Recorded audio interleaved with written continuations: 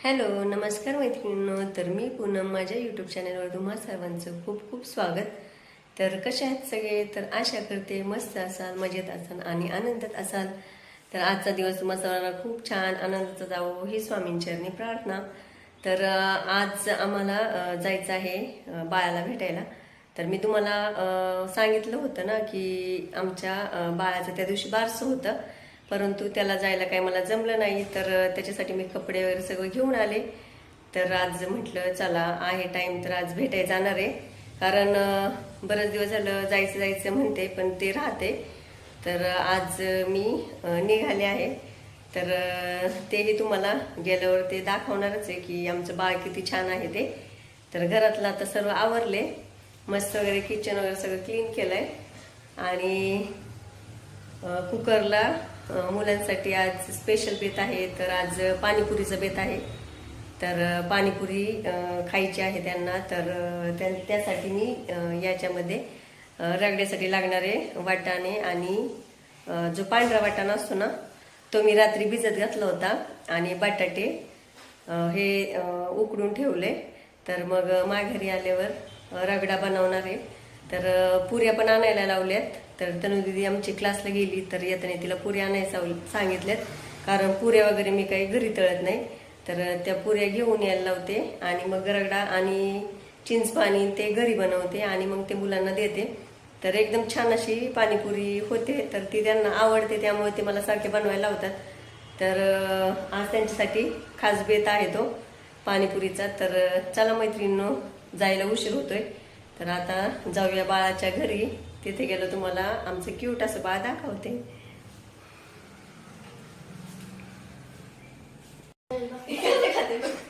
आम्ही निघालो आता, पण आमच्या बिट्टूला लय भूक लागली आहे ना बिट्टू, म्हणून तो शाळेतून घरी आलाय. आता त्याला जेवल्यावरच आम्ही जाणार आहे त्याला घेऊन, नाही तर मग त्याला घरीच ठेवणार राशन ना घरी.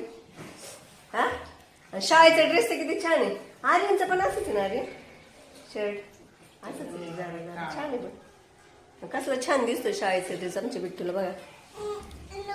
का एकच दसरा. तर इथे मी, बिट्टू, ओवी आणि ओवीची मम्मी असं 4 जण स्कूटीवरच जाणार होतो. तर आता निघालोय.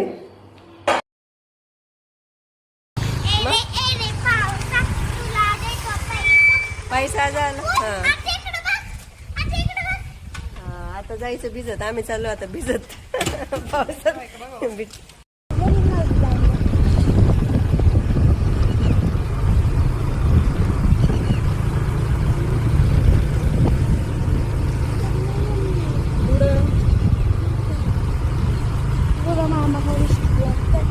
रमेश काकांच्या घरी सोडव बिट्टूला. जायचंय का बिट्टू? अगे घर आहे रमेश काकांचं.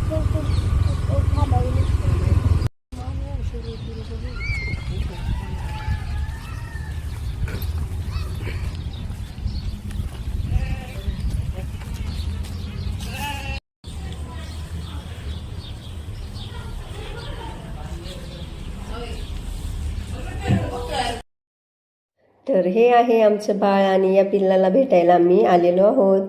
तर ओवी दिदी तर त्याला एवढी सारी आवडली की तो काही ओवी दिदीला सोडतच नव्हता.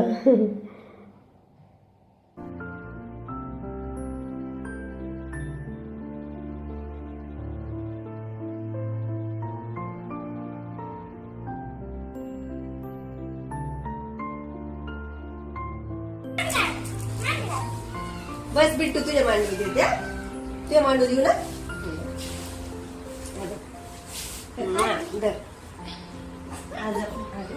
त्याला ओवीच्या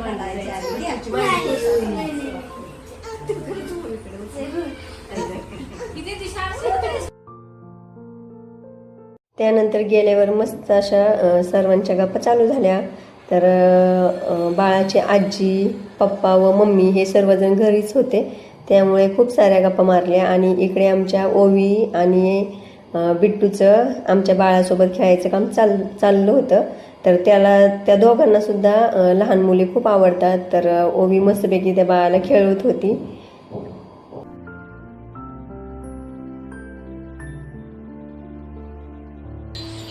शिशू करतो काय शाळेत काय किती ना सुरू येते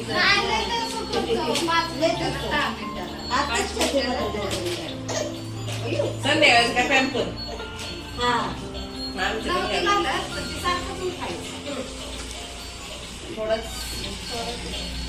याला तर आहे ना जसं मला मोठा बसायला 3 वर्षापूर्वी पॅम्पर होतो त्या पॅम्परच लेखन जाऊ आम्हाला कुठं रोज संध्याकाळी लावायचं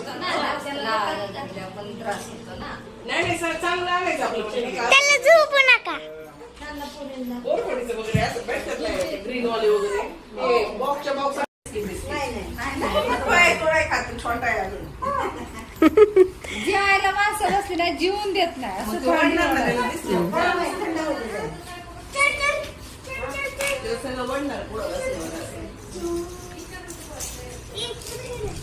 त्याच्या खेळाने टाकते समोर त्या.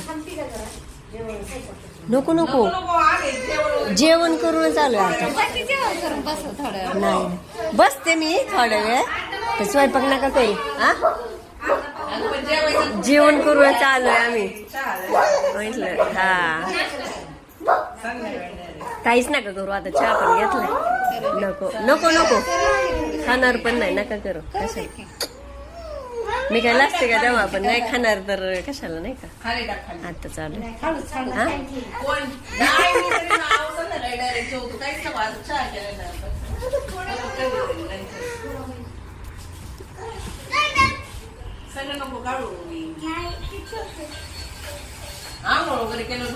बिट्टू बघू कसं खातोय. अगं बाय बाय बाय बाय.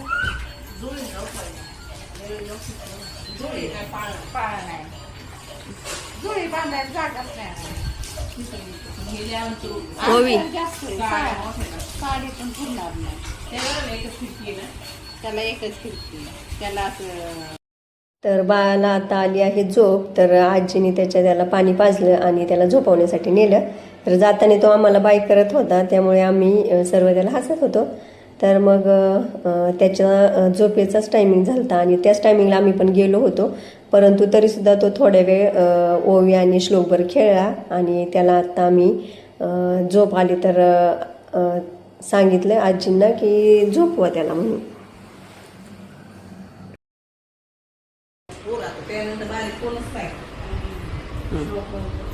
आता काही पप्पी अजून घ्यायची घ्या.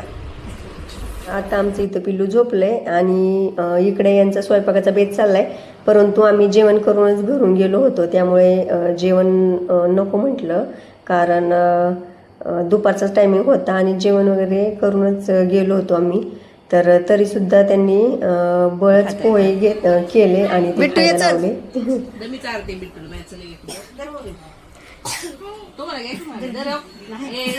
बाद झालं मामी हाय तेच नाही खाणार एक भेटायचं. नंतर थोड्या वेळ गप्पा वगैरे मारल्या आणि परत घरी यायचं होतं ना मग पटकीने यायला निघालो. मग मामींनी छानपैकी हळदी कुंकू वगैरे सर्व लावलं आणि मग आम्ही घरी यायला निघालो.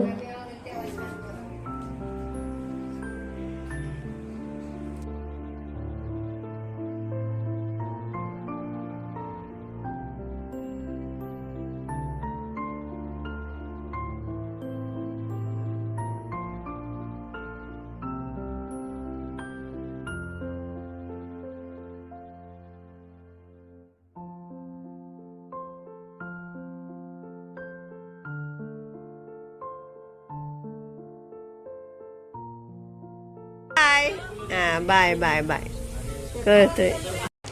तर मैत्रिणींनो आत्ताच आले मी घरी आणि ही शिजुका बघा आमची कशी आली माझ्याजवळ. तर येताना हे मनी प्लांटचं कांडी पण मी घेऊन आली. तर तिला पण आता बॉटलमध्ये लावणार आहे. तर इथे मी ही बॉटल घेतली भरून. आता त्यामध्ये मस्त आता ही लावते. बघू आता केव्हा फुटती ती.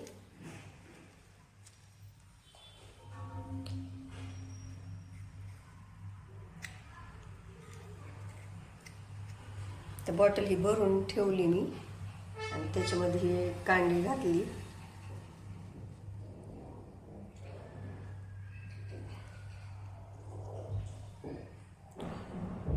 अशी तिला आता इथंच ठेवते म्हणजे मग माझं पण लक्ष राहील. मी समोर ठेवते म्हणजे इथं लक्ष राहील बरोबर. तर आल्यावर छानपैकी पंती वगैरे लावून घेतली, दिवाबत्ती करून घेतली आणि मग स्वयंपाकाला लागायचं होतं. तर स्वयंपाकामध्ये आज काय मेनू बनवायचा हेही ठरवायचं होतं, कारण आम्ही तर पोहे वगैरे खाऊन आलो होतो, त्यामुळे काही जास्त भूक नव्हती, परंतु घरच्यांसाठी पण जेवण बनवायचं होतं. तर घरीसुद्धा आल्यावर पाणीपुरी तर मी जाताना रगडा ते बनवून गेलते, तर तेही पाणीपुरी करायची होती. तर मग मी स्वयंपाकात जास्त काही आज बनवलं नाही, कारण मग रगडा मुलांना बनवून दिला आणि मग त्यांनी चिंच पाणी, शेव वगैरे, कांदा वगैरे टाकून मस्त अशी पाणीपुरी तयार केली. तर आमची श्रावणी आणि आर्यन या दोघांचं ते काम असतं आणि त्यांनी मस्त अशी पाणीपुरी दोघंजण बनवत होती आणि मग मी इकडे स्वयंपाकाला लागले. तर यांनासुद्धा आज सोयाबीनचं फ्राय करून द्यायचं होतं, कारण मस्त असं सोया चंक्स आज बनवायचे होते, कारण छान लागतात हे पण. तर मग इथे मी सोयाबीन गरम पाण्यामध्ये भिजत घातले. तर गरम पाण्यामध्ये भिजत घातल्यानंतर ती पटकीनी छानपैकी असे लूज होतात आणि मग ते आपल्या भाजीसाठी किंवा मग रेसिपीसाठी तयार होतात. तर त्यामुळे मग मी तिकडे पलीकडं पाणीपुरीचं रगडा बनवला होता, तर तो श्रावणीला तिला पाणीपुरी तयार करायला लावली होती. तोपर्यंत म्हटलं इकडे सोयाबीन फ्राय करून घ्यावं. तर हे मी सोयाबीन पाण्यामध्ये थोड्या वेळ भिजत घातले आणि इकडे माझं त्यांना रगडा बनवायचं काम माझं चालू झालं. तर आधी म्हटलं रगडा बनवून द्यावं, म्हणजे त्या पाणीपुरी करून खातील. तर मग त्यांना मस्त असा रगडा बनवून दिला.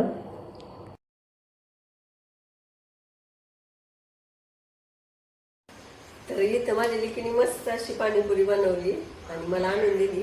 तर आधी पाणीपुरी खाते आणि मग स्वयंपाक करते. तर चला, तर माझ्या लेकीने मस्त अशी मला पाणीपुरी आणून दिली, परंतु मी काही जास्त पाणीपुरी वगैरे खात नाही. तर मी त्यामधील एक पुरी खाल्ली आणि बाकीची पुन्हा त्यांनाच नेऊन दिली. तर तिच्या पप्पांना सुद्धा ती पाणीपुरी छान अशी बनवून देत होती. तर इथे यांचं पाणीपुरी खायचं काम चाललंय, तोपर्यंत म्हटलं इकडे सोया फ्राय पण बनवून घ्यावं. तर म्हणून मी किचनमध्ये आले. तर इथे मी सोयाबीन छानपैकी भिजले होते, तर ते धुवून घेतले आणि एका बाउलमध्ये 1 चमचा कॉर्नफ्लॉवर, 1 चमचा मिरची पावडर, थोडंसं गरम मसाला, मीठ आणि थोडंसं हळद आणि थोडासा मैदा असेल तर मैदा, आणि हे सर्व मग आपण मिक्स करून घ्यायचे आणि छानपैकी मग ते या सोयाबीनला लावून घ्यायचे.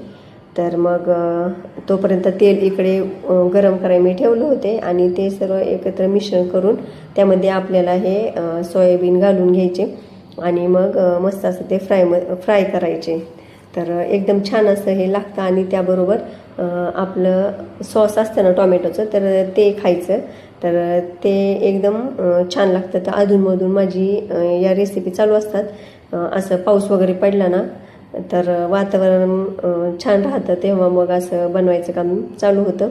तर आज यांना खायचं होतं, तर ते मी आज त्यांना बनवून दिलं आणि मला आणि तनूला, आम्हा दोघींना असं तेलकट वगैरे आम्ही काही जास्त खात नाही, कारण मला तर पित्ताचा त्रास आहे, त्यामुळे मी असे पदार्थ काही जास्त खात नाही. तर माझ्यासाठी आणि तनुदीदीसाठी आम्हाला थोडंसं स्वयंपाक करायचा होता.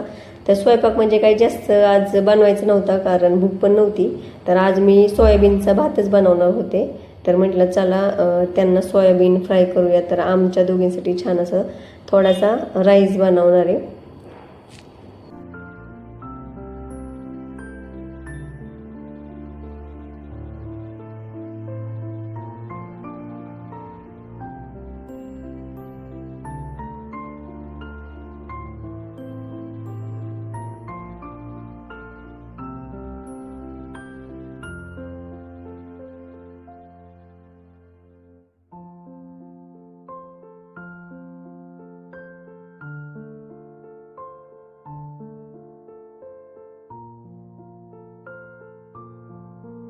तर आता माझं सगळं स्वयंपाक झाला आहे आणि सगळ्यांच्या आवडीचं तर बनवलेच. मुलांनी तर काही पाणीपुरीच खाल्ली आणि यांच्यासाठी मस्त असं सोयाबीन 65 बनवलं होतं. आणि माझ्यासाठी आणि आमच्या तनुदीदीसाठी तर आमच्या दोघीसाठी आम्ही मस्त असा सोयाबीनचा भातच बनवला आहे.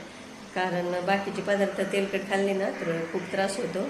तर त्यामुळे मग मी आमच्या दोघींना भात केला आहे. तर आता बाकीचे तर काही भात खाणार नाही तर आम्ही दोघीच आता जेवणार आहे.